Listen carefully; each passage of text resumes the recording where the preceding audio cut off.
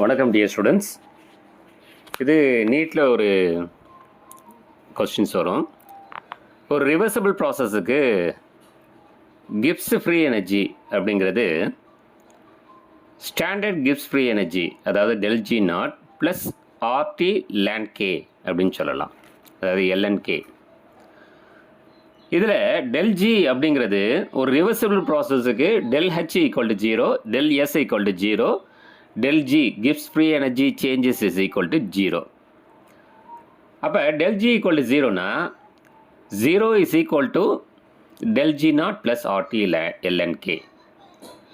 அப்போ del G naught is equal to என்னென்னா plus RT அந்த பக்கம் போனால் minus RT ln K.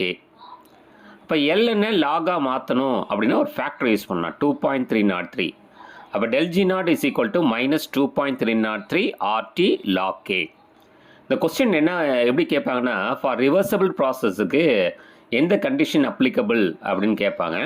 அதாவது del G naught எப்படின்னு கேட்பாங்க. அதாவது del G naught is equal to minus RT ln K அல்லது del G naught is equal to minus 2.303 into RT log K அப்படின்னு கேட்பாங்க. சரிங்களா?